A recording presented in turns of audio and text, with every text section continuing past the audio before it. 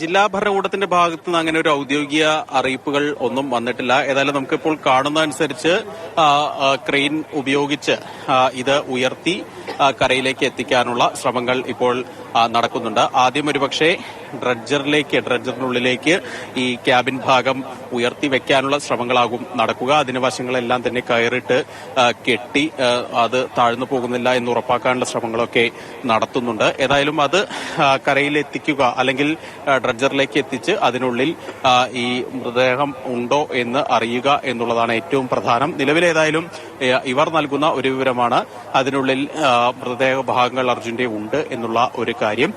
അക്കാര്യത്തിൽ ഒരു ഔദ്യോഗിക സ്ഥിരീകരണം, ഔദ്യോഗിക സ്വഭാവത്തിലുള്ള ഒരു വിവരം വന്നിട്ടില്ല. പക്ഷേ ഏതായാലും ഈ ലോറി അതാണ് എന്നുള്ള സ്ഥിരീകരണം ഇതിനോടകം തന്നെ നമുക്ക് ദൃശ്യങ്ങൾ തന്നെ വ്യക്തമാണ്. ഭാരത് ബെൻസിന്റെ ക്യാബിൻ ഭാഗമാണ് ഇപ്പോൾ ലഭിച്ചിരിക്കുന്നത്.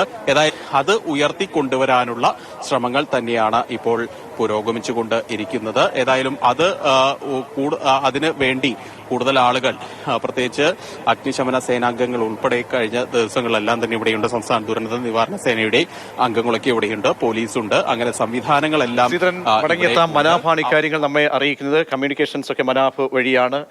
പ്രതികരണം ഒന്ന് കേൾക്കാം.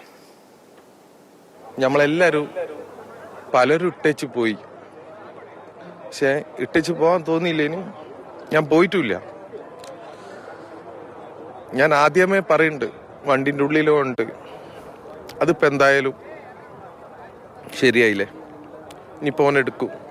ഓന്റെ അച്ഛന് കൊടുത്ത ഒരു വാക്കുണ്ടായിരുന്നു, കൊണ്ടുവരും, ജീവനോടെ കൊണ്ടുവരുമെന്ന് പ്രതീക്ഷിച്ചത്. പക്ഷെ കഴിഞ്ഞില്ല.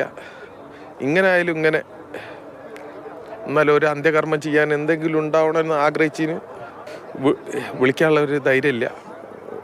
അറിയിച്ചിക്കണേ, എല്ലാം അറിയിച്ചിക്കണേ, കിട്ടിയത് അറിയിച്ചിക്കണേ. വാർത്തയിലൂടെ ടിവിയിലൂടെ അറിയുന്നുണ്ടാവില്ലേ? തീർച്ചയായിട്ടും അറിയുണ്ടാവും. അച്ഛനോടാണ് എനിക്ക് പറയാനുള്ളത്, മോനെ ഞാൻ വീട്ടിലെത്തിക്കുമെന്ന് പറഞ്ഞ് ഇങ്ങനെങ്കിലും എത്തിച്ച്. അതിവൈകാരികമായിട്ടുള്ള പ്രതികരണമാണ് ലോറിയുടെ മനാഫിന്റെ ഭാഗത്തു നിന്നും ഉണ്ടായത്. എത്രയോ ദിവസങ്ങൾ ഈ തിരച്ചിലുമായി ബന്ധപ്പെട്ട് നേരത്തെ സാരംഗം ഞങ്ങളുടെ പ്രതിനിധികൾ പല ഘട്ടങ്ങളിലായി ഷിരൂരിലേക്ക് എത്തുമ്പോഴൊക്കെ തന്നെ അങ്ങനെ നിർവികാരനായി നിൽക്കുന്ന, വല്ലാത്ത അവസ്ഥയിൽ നിൽക്കുന്ന മനാഫിനെ നമ്മൾ കാണാറുണ്ട്. കാരണം പലപ്പോഴായി ഇപ്പോൾ ലോറിക്കുള്ളിൽ തിരച്ചിൽ നടക്കുന്നു എന്നാണ് നമ്മൾ മനസ്സിലാക്കുന്നത്. ലോറിക്ക് അടുത്തേക്ക് ഈ ഡ്രഡ്ജറിന് ഉള്ളിലേക്ക് ഈ ലോറി ഉയർത്തി വെക്കാനുള്ള ശ്രമമാണ് നടക്കുന്നത്. നേരത്തെ ഡ്രഡ്ജറിന് ചുറ്റും അത്തരത്തിൽ കയറൊക്കെ കെട്ടി സംവിധാനങ്ങൾ ഏകോപിപ്പിക്കുന്നു. ആ വാഹനത്തിനുള്ളിലേക്ക്, ഡ്രഡ്ജറിന് ഉള്ളിലേക്ക് ഉയർത്തി വെക്കാനുള്ള നടപടിയാണ് ഇപ്പോൾ പുരോഗമിക്കുന്നത് എന്നാണ് നമ്മൾ മനസ്സിലാക്കുന്നത്. നേരത്തെ മനാഫ് അവിടെ നൽകുന്ന വിവരങ്ങളും ഈ തത്സമയ ദൃശ്യങ്ങളുമാണ് നമ്മുടെ മുന്നിലുള്ളത്. മനാഫ് അന്നേ പറഞ്ഞിരുന്നു, ഈ ലോറിയുടെ സവിശേഷത അനുസരിച്ച് ആ വാഹനത്തിനുള്ളിൽ തന്നെ അപകടം പറ്റിയാലും അതിനുള്ളിൽ തന്നെ അർജുൻ കാണും, അർജുൻ്റെ ശരീരഭാഗങ്ങൾ ഉണ്ടാകുമെന്ന് ഉറച്ചു വിശ്വസിച്ചിരുന്നു മനാഫ്.